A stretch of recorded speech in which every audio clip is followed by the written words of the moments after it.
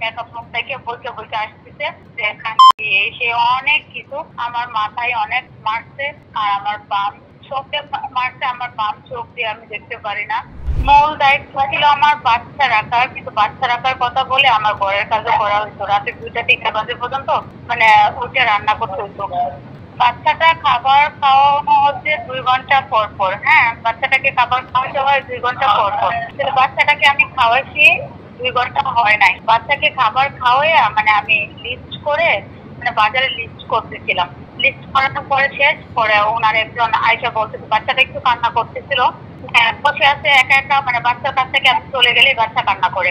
এখন ওজন এসে বলতেছে যে বাচ্চাটাকে একটু সলিড খাবার দেওয়ার জন্য। সৌরভ ওনার নাম যে বলছিল, ওই সৌরভ বলতেছে বাচ্চাটাকে একটু সলিড খাবার দেওয়ার জন্য। পরে আমি বললাম যে বাচ্চার খাবার তো 2 ঘন্টা হয়, তো বাচ্চাটাকে কেন আমি 2 ঘন্টা হওয়ার পরে আমি মানে সলিড খাবার দিব।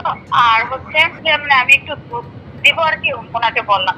তাহলে আমি দুধ রেডি করতেছি, মানে দুধ রেডি করার সময় মানে উনি মেকআপ রুম থেকে বলতে বলতে আসতেছে যে এসে অনেক কিছু সকাল পরে তুই কার অনুমতিতে দুধ দিচ্ছ, বাচ্চা এটা তোর না আমার। তাহলে আগে যে মেয়েটা রাখতো দিনে দুধ দিত, আমাকে বলে গেছে যে দুধ দেওয়ার জন্য, মানে এটার জন্য আমি চাচ্ছিলাম। তারপরে উনি তো আমাকে না করলেই পারতো যে দুধ দিও না, ঠিক না? দুধ বানানো এখনো হয়ও নাই।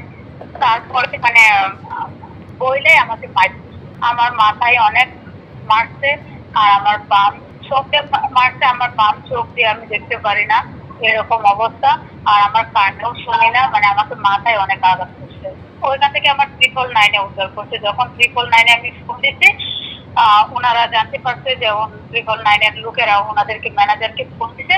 ফোন দেওয়ার সাথে সাথে ওনারা আমাকে তাড়াতাড়ি বের করে দিচ্ছে বাসা থেকে। আমাকে বোরকা পরতেও টাইম দেয়।